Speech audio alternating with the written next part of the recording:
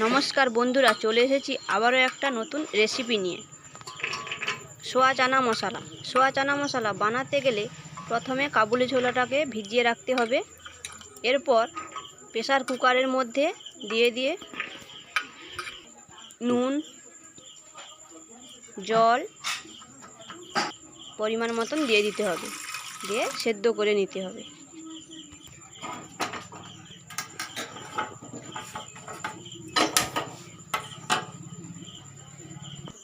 এরপর সেদ্ধ হয়ে গেলে ঢেলে নিতে হবে।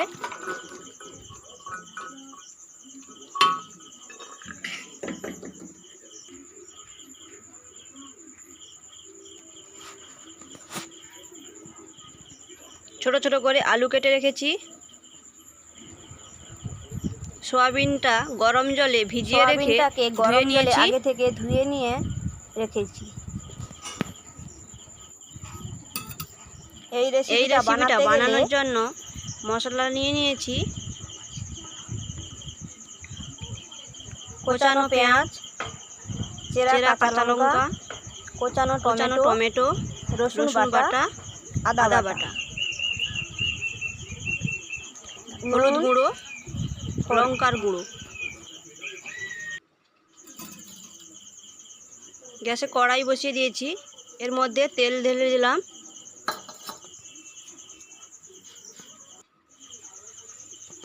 এরপর আলুগুলোকে ভেজে নেব।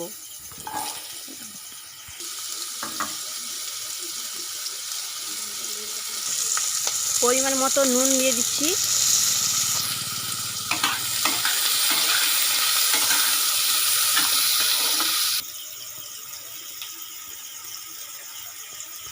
পরিমাণ মতো হলুদের গুঁড়ো দিয়ে দিচ্ছি। ভালো করে ভেজে নেব।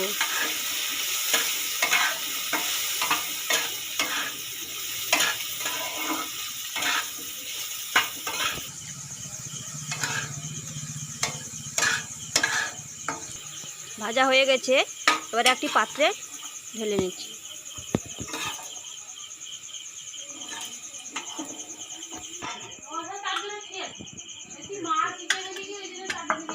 এরপর সেই তেলের মধ্যে সয়াবিনগুলো একটু ভেজে নেব।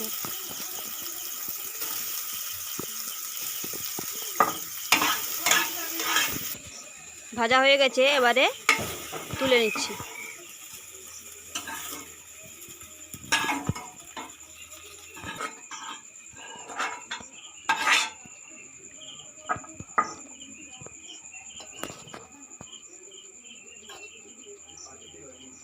কড়াইয়ের মধ্যে আবারও তেল দিয়ে দিচ্ছি একটু।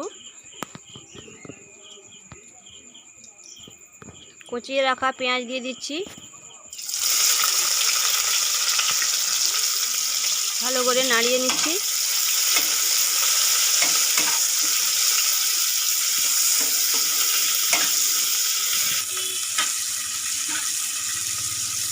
ভালো করে লাল লাল হয়ে গেছে। এরপর রসুন বাটাটা দিয়ে দিচ্ছি, আদা বাটাটাও দিয়ে দিচ্ছি।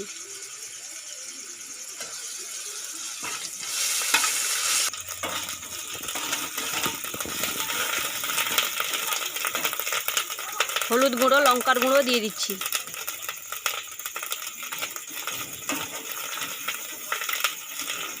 দিয়ে ভালো করে নেড়ে চেড়ে নেব। কোচানো টমেটো দিয়ে দিচ্ছি।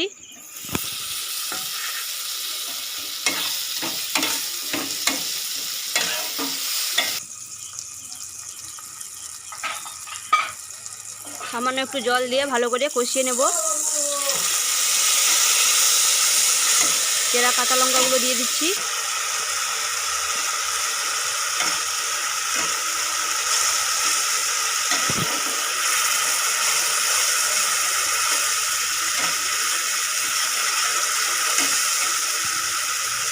এবারে কাবুলি ছোলাগুলো দিয়ে দিচ্ছি। ভালো করে একটু নাড়িয়ে নেব। এরপর ভেজে রাখা আলুগুলো দিয়ে দিচ্ছি। সয়াবিনগুলো এর মধ্যে দিয়ে দিচ্ছি।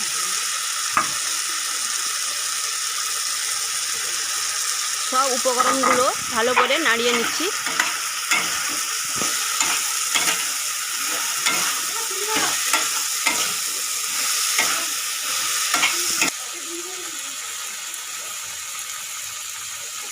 পরিমাণ মতো নুন দিয়ে দিচ্ছি। আগে থেকে আলুতে একটু নুন দেওয়া ছিল। জল ঢেলে দিচ্ছি।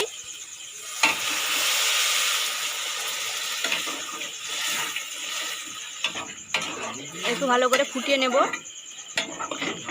ধনে গুঁড়ো, জিরে গুঁড়ো, গরম মশলার গুঁড়ো সব উপকরণগুলো একসঙ্গে দিয়ে দিচ্ছি।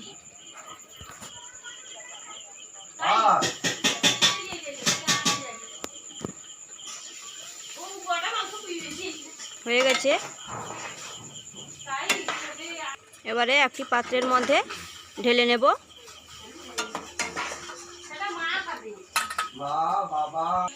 এই কাবুলি ছোলাটা খেতে চাইলে সবাই গরম রুটির সঙ্গেও খেতে পারেন, গরম ভাতের সঙ্গেও খেতে পারেন, খুব টেস্টি লাগবে।